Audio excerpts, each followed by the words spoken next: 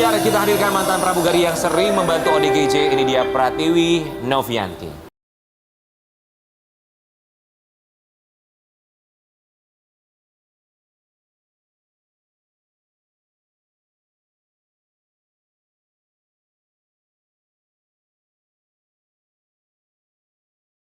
Pratiwi Novianti, mantan pramugari yang sering membantu ODGJ, dapat perhatian netizen. Kami semua di sini mau ucapkan Terima kasih sudah menyediakan waktunya datang ke sini saya.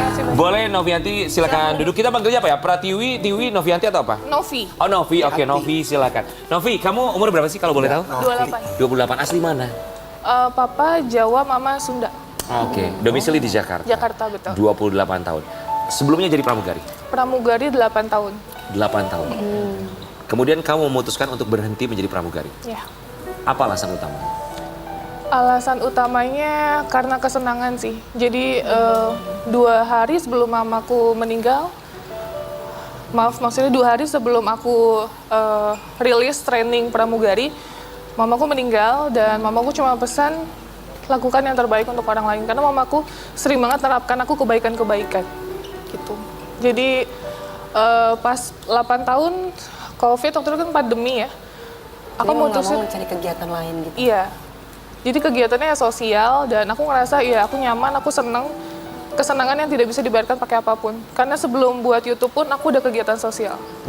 Oke, jadi buat kamu mengerjakan sesuatu yang kamu cintai, your passion gitu ya, Yeah. kesenangan kamu itu salah satunya adalah membantu orang-orang Yeah, sekitar. betul. Tapi kan ya kita juga pastinya sebagai manusia ingin membantu orang-orang sekitar. Tapi bagaimana caranya membantu ketika kita tidak memiliki pemasukan? Misalnya ketika Betul. kamu berhenti jadi pramugari tidak ada income dong kalau begitu. Nggak ada sama sekali. Jadi aku income benar-benar dari YouTube dan kita pergunakan untuk operasional, untuk bayar ke rumah sakit jiwa, untuk yayasan, untuk bantu-bantu orang yang nggak mampu pakai uang YouTube semuanya. Oke, kenapa ODGJ? Karena ODGJ yang terlantar di jalan butuh bantuan kita. Dia butuh ketemu sama keluarganya. Makanya kenapa kita share di YouTube. Banyak ODGJ yang terlantar udah 20 tahun, 30 tahun, 10 tahun ketemu sama keluarganya dengan melihat tayangan di YouTube. Gitu. Itu manfaatnya ya. Iya betul. Jadi membantu mereka untuk bisa bertemu dengan keluarganya. Iya, Karena betul. ya mengingat ODGJ pasti dia juga entah lupa atau bahkan tidak tahu dia bahkan namanya siapa, tinggal lupa di mana, ingatan. rumahnya di mana. Iya. Jadi tujuan kamu seperti itu kurang Betul. lebih ya. Oke, tapi kalau boleh tahu penghasilan dari YouTube, mohon maaf kalau boleh dibuka ya. Berapa biasanya bisa kamu dapatkan sampai akhirnya bisa kamu mendonasikan untuk membantu ODGJ dan orang-orang yang membutuhkan? Kalau misalnya dibilang nominal cukup sih.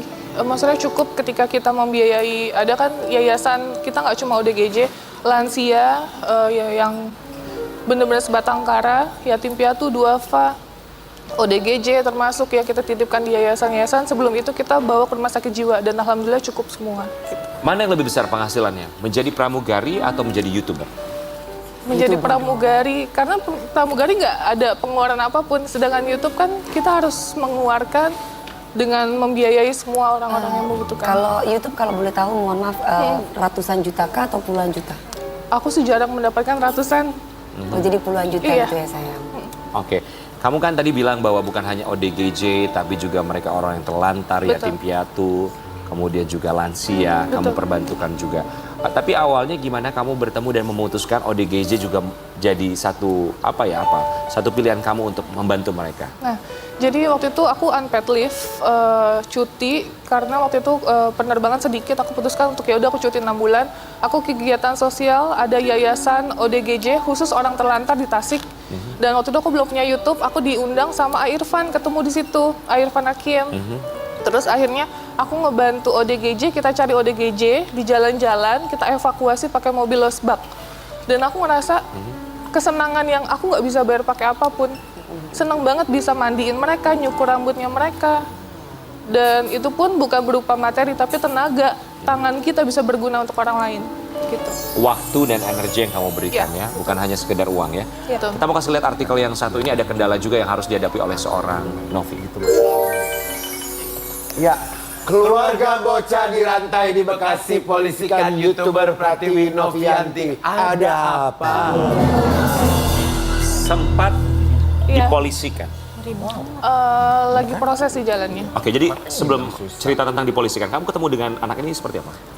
Jadi ini kan sempat viral banget. Nah, aku menghubungi salah satu keluarganya, itu tantenya, dengan niat ingin membantu. Tetapi ketika kita relawan ingin membantu, kita melihat dulu dong kondisinya seperti apa. Kita mau memberikan bantuan apa nih, gitu.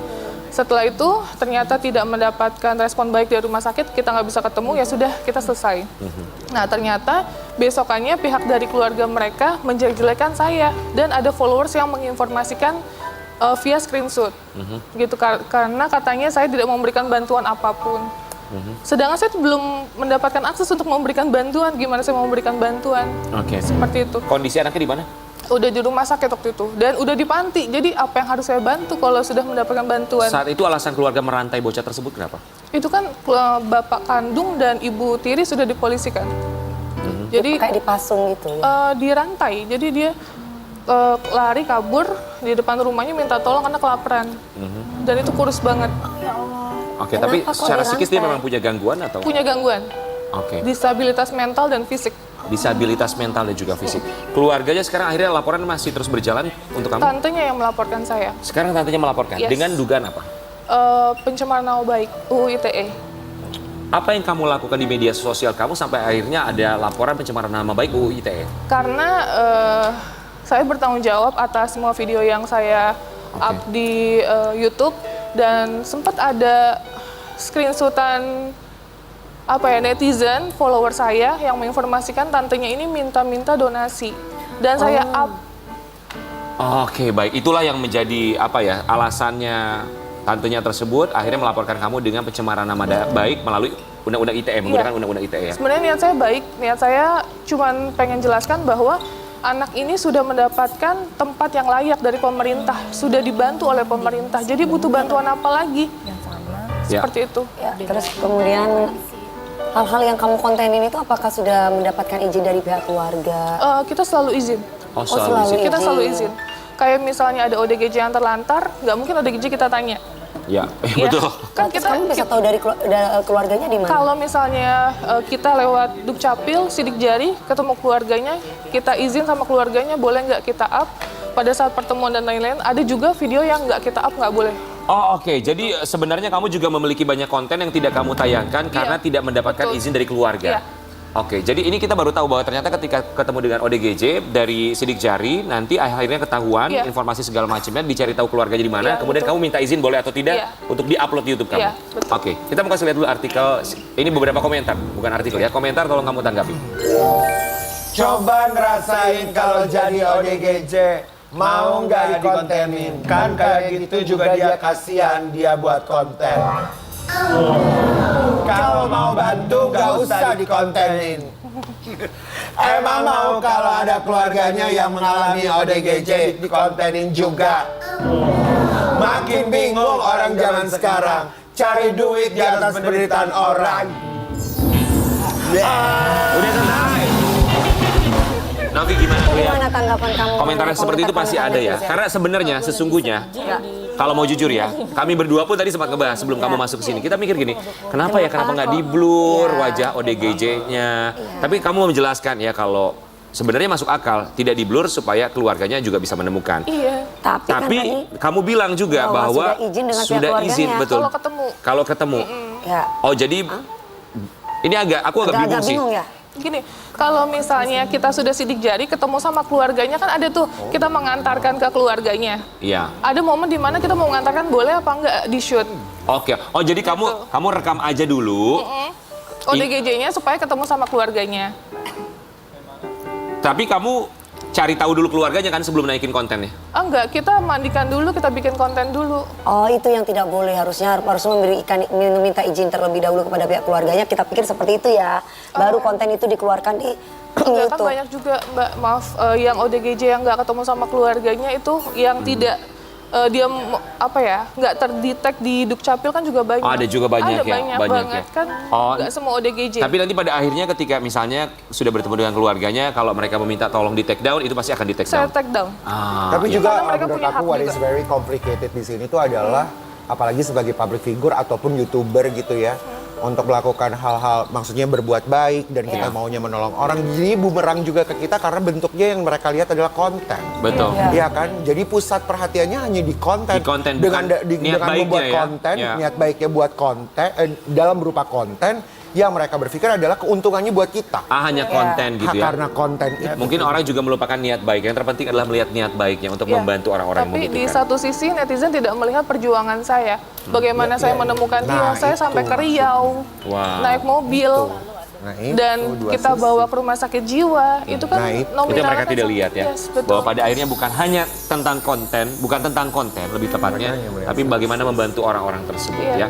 Tapi pernah nggak sih kamu mendapatkan perlakuan, ini kan ODGJ, yang tiba-tiba Perlakuan yang kasar. misalnya, yang kita tidak pernah bayangkan dia tiba-tiba dia narik kamu atau perlakuan seperti apa? Udah sering kan ada di video saya dilempar pakai batu, terus ditonjok. Wah, kita mau kasih lihat dulu ya sampai- sama Sobat Ambiarnya seperti apa kurang lebihnya. Kalau tiba-tiba tadi katanya ada orang gila yang lagi.